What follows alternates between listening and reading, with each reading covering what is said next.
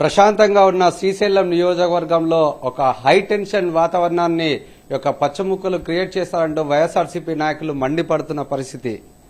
ఏదైతే YSR Congress party నాయకులైన Shilpa Chakrapani Reddy party కార్యాలయంతో పాటు అతని ఇంటిపై కూడా రాళ్లతో దాడి చేసి భయభ్రాంతులకు గురి చేసే విధంగా వ్యవహరిస్తున్నారు. ఈ అంశంపై మాట్లాడేందుకు మనతో పాటు శిల్పా చక్రపాణి రెడ్డి ఉన్నారు. వారితో మాట్లాడదాం.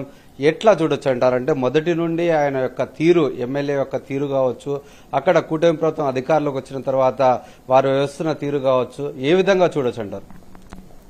ఇప్పుడు అతనికి మతి భ్రమించింది, తలకాయ చెడిపోయి ఇష్టం వచ్చినట్టు ఏదో భయాందోళనలు గురి చేస్తే భయపడతారనే ఉద్దేశంతో అతను ఈరోజు చేస్తున్న చేష్టలు కనపడతారు, స్పష్టంగా కనపడతా ఉన్నాయి. సంబంధం లేనటువంటి వాటిలో అతను రైజ్ అయ్యి ఇష్టం వచ్చినట్టు తిట్టడం, ఈ రకంగా నన్నే కాదు వాళ్ళ పార్టీకి సంబంధించిన వాళ్ళని కూడా భయభ్రాంతులకు గురి చేస్తూ పనులు చేయలేక చేతగాంతనంతో ఈరోజు ఇలాంటి కార్యక్రమాలు మొదలుపెట్టారు. దీనిలో నిన్న జరిగిన కారణం ఏంటంటే నేను తిట్టింది ఒక ఎత్తు కావచ్చు, ఎందుకంటే దానికంటే ముందు మీకు అన్ని విషయాలు తెలుసు.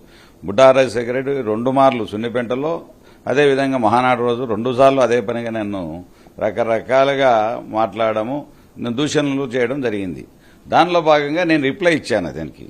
ఏమయ్యా నువ్వు ఇన్నిసార్లు నువ్వు యా ఊరు నా కొడుకు అంటే నీదే ఊరు రాని, నీ యా ఊరు నా కొడుకురా నువ్వు ఎలవాడనేది, నువ్వు బుడ్డా రాజశేఖర రెడ్డి బుడ్డా అని చెప్పి పేరు పెట్టుకొని తిరుగుతా ఉన్నావు, చెట్టు పేరు చెప్పి కాయలు అమ్ముకుంటా ఉన్నావు, అదేవిధంగా నీ బుడ్డా కాదరా దుబ్బా నీ ఇంట్లో అని చెప్పా. ప్రతిదానికి సమాధానం చెప్పా. వాడు ఏదైతే దూషణ నా కొడుకుని మాట్లాడితే నా కొడుకు ఎక్కడో ఉండటం అని ఈరోజు రెచ్చగొట్టి వాడిని ఈ రాజకీయాల్లో రొంపులోకి లాగాలని ఒక ప్రయత్నం చేస్తా ఉన్నావు. మా అబ్బాయి పైన దూషణలు కూడా చేయడం జరిగింది. కాబట్టి నేను ఇలాంటి దుర్మార్గులుగా మనం మాట్లాడంటే మాటకు మాటే జవాబు. కాబట్టి నిన్న కూడా ఏం చేశాను, ఇది జరిగిన తర్వాత ఇలాంటి మొగోళ్ళ కథ నాకు తెలిసే నాకు మొదటి నుంచి బుడ్డారాజు నైజం తెలుసు. నేను వెలుగోడు మండలం వెన్నుపోటుకు 2 ఏళ్ళు అని చెప్పి మనం చేస్తున్నటువంటి కార్యక్రమాన్ని ఏదైతే వెలుగోడు మండలం సొంత మండలం, అదేవిధంగా ఆత్మకూరు మండలం 2 మండలాల్లో కార్యక్రమాన్ని నేను ప్రకటించేశా. 4వ తారీఖున పాల్గొంటున్నాను అని చెప్పి. ఎందుకంటే ఇతను చేయబోయే చేష్టలు ఏ విధంగానే అతను మొన్న మానాడు జరిగినటువంటి జనాభా ఏ విధంగా వచ్చారు, నాకే విధంగా వస్తారు చూపించాలి ప్రజలకని చెప్పి నేను కూడా గట్టిగా అదే మండలంలో పెట్టుకున్నా.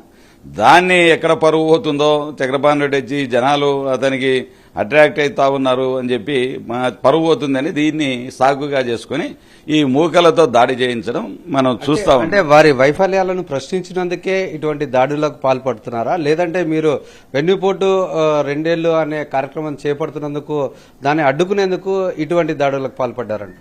ఇప్పుడు అతన్ని భయాందోళనకు గురవుతున్న రేపు జనరల్ బాడీ ఎలక్షన్లు వస్తున్నాయి, లోకల్ బాడీ ఎలక్షన్లు వస్తూ ఉన్నాయి. ఏదో విధంగా గెలవాలని ఒక తాపత్రయం. పోయినసారి ఎందుకంటే పారిపోయినాడు, అతను పోటీ చేయలే, నా మీద భయపడిపోయి అతను లోకల్ బాడీ ఎలక్షన్ పాల్గొని చేతులు ఎత్తేసి పారిపోయినాడు. దాన్ని ఈసారి కూడా నేను కూడా ఏ విధంగా నిలబెట్టుకోవాలనే ఒక ప్రయత్నం తాపత్రయంలో ఉన్నాడు. దానిలో భాగంగా బెదిరించుకోవాలి ఏదో రకంగా, నేను ఇట్లా ఈ రకంగా ఒక మాజీ ఎమ్మెల్యేనే బెదిరిస్తా ఉంటే ప్రజలు భయపడిపోతారని ఒక గుడ్డి సూత్రాన్ని నమ్ముకున్నటువంటి వ్యక్తి అతను. అంటే చక్రపాణి రెడ్డి బెదిరింపులకు రక్తంలోనే భయపడే తత్వం లేదు చక్రపాణి రెడ్డికి.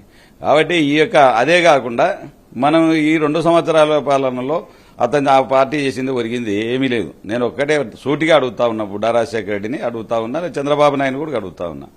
మీరు 6 పథకాలు అన్నారు, 6 పథకాలు మేము ఇచ్చాము అని చెప్పి ఆ రోజు అధికారంలోకి వచ్చారు. ఇస్తాము అని నమ్మకంతో అదేవిధంగా బాండ్ల రూపంలో సంతకాలు పెట్టి పవన్ కళ్యాణ్ గారు మీరు సంతకాలు పెట్టి ఇచ్చారు.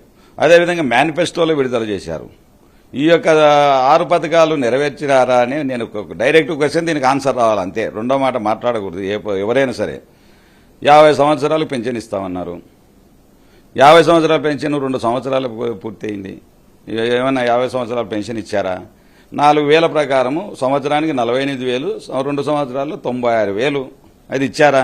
ఇచ్చింటే ఇచ్చినామని చెప్పండి. మాకు అభ్యర్థన మాకేం సూపర్ 6లు టాపర్ అంటున్నారు కాబట్టి ఇచ్చింటే ఇచ్చినామని సమాధానం డైరెక్ట్.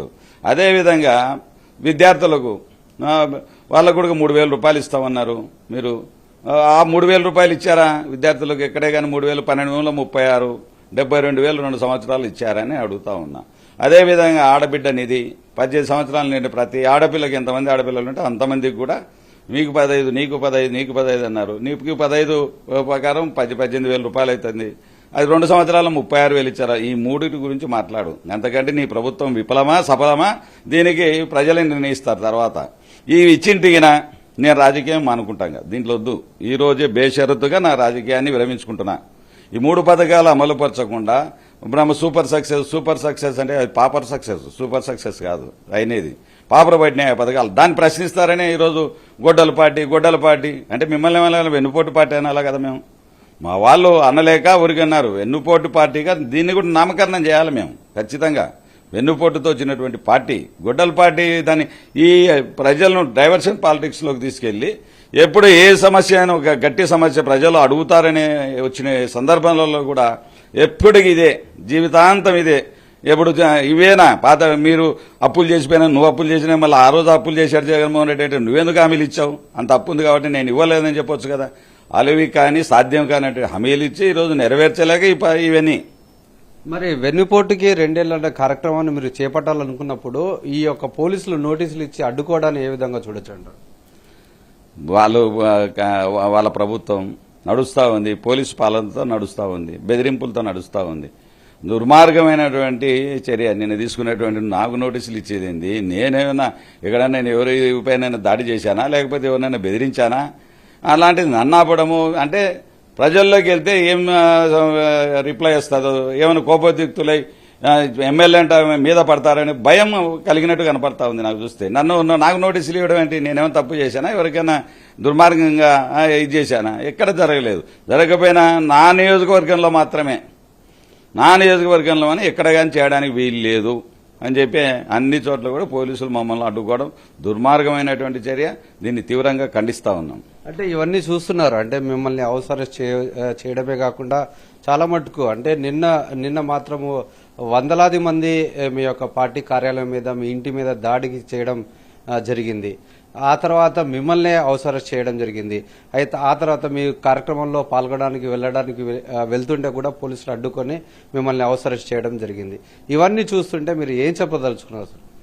ఇప్పుడు దాడి అని ఎవడన్నా పిరికిచేరి అంటారు, దాన్ని దాడి అంటారా? మీరు కూడా ఎట్లా అంటారు లోకేష్? అది దాడి ఎవడన్నా మనుషులు ఉండేటప్పుడు వచ్చి చేస్తే, నేను ఇడన్నా నా మీద వచ్చి దాడి చేస్తే అది దాడి. అదేమంది పిరికి పంద చర్య. ఎవడో రాళ్ళైనా వేయచ్చు, దాని మీద అద్దాల మీద రాళ్ళేస్తే ఆడైనా పగులుతుంది. రమ్మను దమ్ముంటే ఎదుర్కో, నన్ను ఎదుర్కో, నేను సీతనైతే ఆపుకో, నేను నీ మండలంలోనే పెట్టాను. ధైర్యం ఉండింటే ఈ రోజు ఆపింటే నేను కూడా నేను తేలిపోయింది.